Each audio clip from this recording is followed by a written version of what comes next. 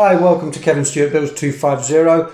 I'm Kev and this is issue number 3 of Hachette Partworks Build the Spitfire Mk1A.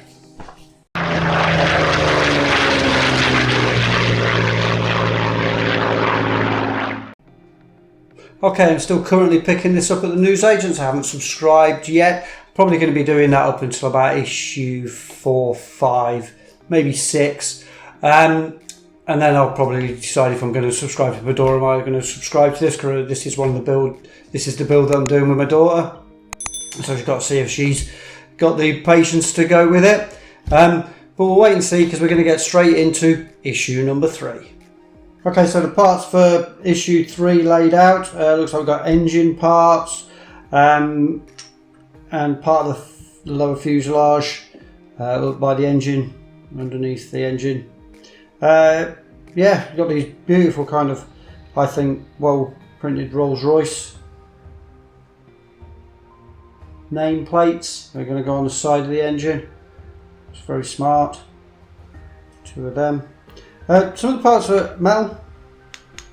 Some parts of the engine are kind of metal, and others are plastic. The detail parts look like the plastic, but the engine and the block bits are plastic. So we've got the magazine itself here, issue number 3. Yeah, to start you always get the instructions. It's giving you these tips as well, and I like these where they give you these little modelers tips, to be honest. It's quite good. Like the first tip's telling you that you need to kind of do a practice run, because we are going to be gluing some of these parts together using super glue. It's kind of telling you, yeah, do a test fit first, which is always a good tip for modelling. Always put it together before you put the glue on it. Kind of put it together to kind of ensure that it's gonna fit okay. And so yeah, so I kind of like the tips. Definitely talking about as well when you're applying the glue to use the cocktail stick type method. A bit of glue on a piece of card or something like that. Little cocktail stick, so you're using only the smallest amount of glue, which is a good tip. And then, yeah, how we're going to be fitting it all together. Extensive instructions in this one. I'm also going to be using a part that we had from the last issue, from issue number 2. First part of the engine mounting bracket. And then we've got all the good stuff you get in the magazine. History of the Spitfire. Looking at the 19 Squadron here, and a piece on Douglas Bader. Yep. So yeah, quite nice. Use magazine. And some of the nice kind of artwork posters. And I believe you even get a copy of this one, a tin one of this one, if you subscribe. So good thing to display. And then kind of what we're going to be getting in issue number 4. Okay, so yeah, so it says we're going to be needing some glue, so it's a super glue. The one it recommends is a super glue gel type ones, so I've got myself some of that. And obviously we're going to be needing the part from the last issue, from issue 2, the engine mounting, first the engine mounting kind of brackets. So that's it for the actual part display, so let's get into the construction of issue number 3. Okay, so just got the parts out, and I've had a look at the magazine, having a closer look, and it does say to make sure that everything, test fit everything up to step number 7 to perform what it calls a dry run. And it's really important when I've been doing this to make sure that you are getting the correct kind of parts, because it gives them numbers in the magazine, because on 307, 306, etc. It doesn't really give those on the parts. It just calls, well, there's a tiny little, it's very difficult to see, there's an L1 or an L2, so you get in the left hand ones, and then in the parts checklist it doesn't tell you whether it's the left hand or the right hand kind of engine part.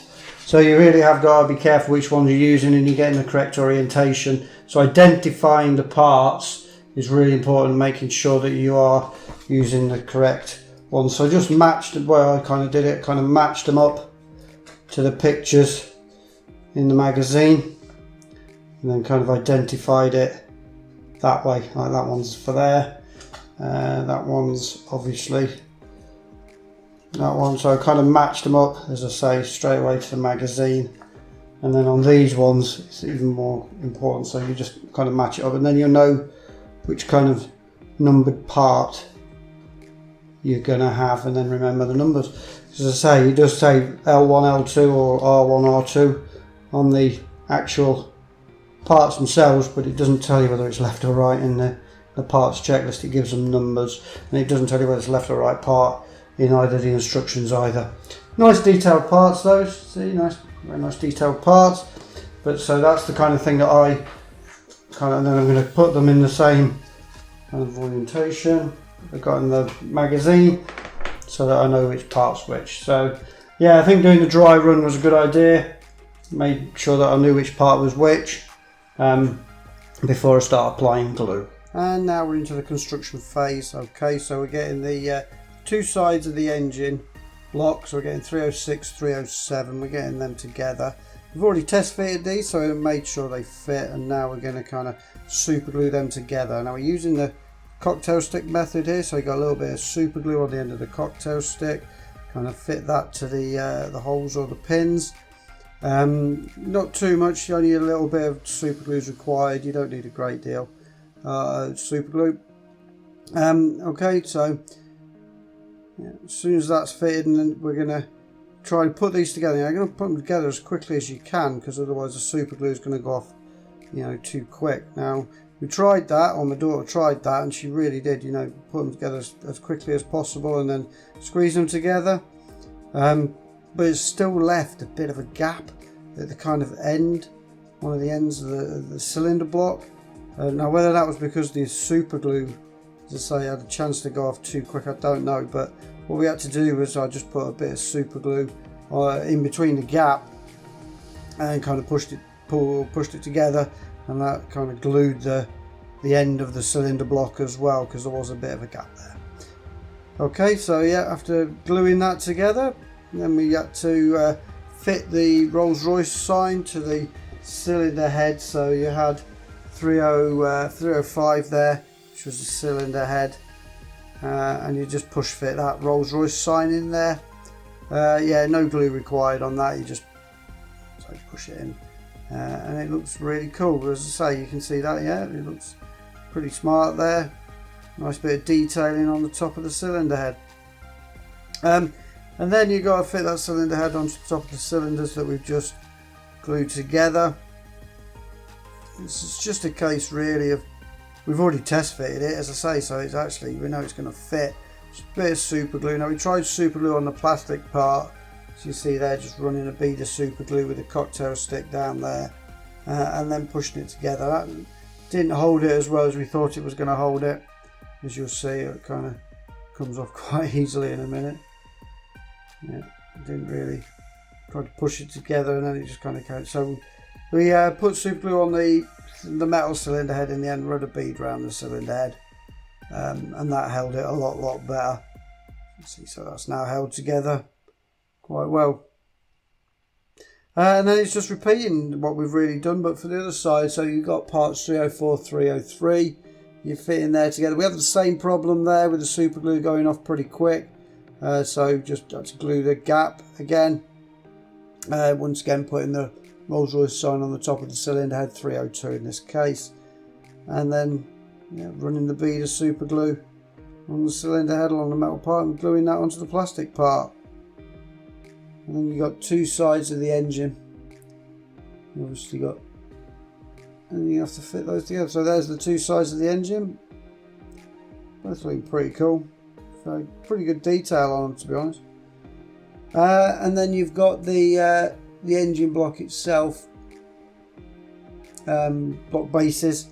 So put those together, not only a couple of threads on the screw, so you've still got enough room to get the top engine blocks in.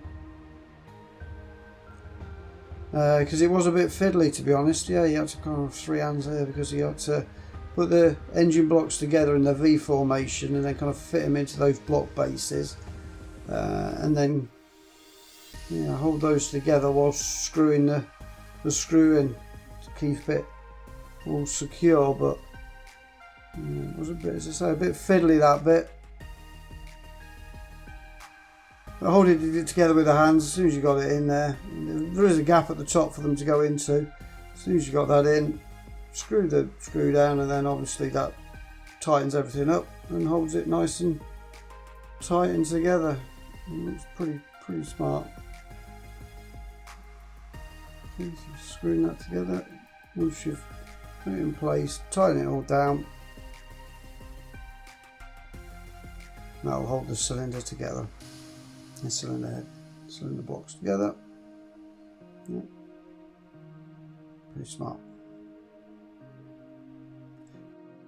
So the final part of this issue is you're taking the lower fuselage frame that we got in issue 2 and you're fitting that to the piece of lower fuselage that we got in this issue.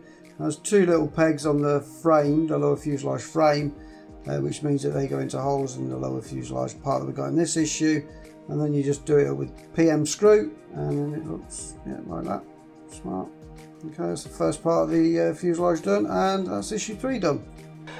So yes, that's it for issue 3. Issue 4's out on Wednesday next week. They'll be picking that up from the newsagents. I haven't subscribed to this yet, so it's going to be a pickup from the newsagents, and then probably about the same time as this week we'll be getting a video out about Friday on that. Sometime soon as well, either this week or next week, my daughter and I are going to be visiting RAF Cosford Museum. They've got Spitfire there, obviously. They've got a few other, lots of other aircraft. It's a really nice place to go and have a visit. But they've also got a virtual reality Spitfire flight. You put the VR headsets on, takes you to 10,000 feet, so you can have a look around. It looks pretty cool, to be fair, what I've seen on the website. So my daughter and I, or both of us, will be having a go on that, and then I'll do either a report online or I'll do a video report. I haven't decided yet, but probably more than likely we're going to be doing a video on our day out, if you like, at Cosford. So keep an eye out for that.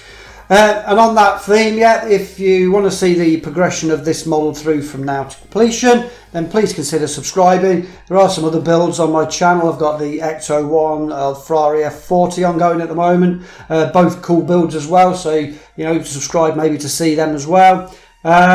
Click the bell if you want to be notified anytime that a video goes live. And thanks for watching. Hope to see you soon on the channel, and take care, and ta-da for now.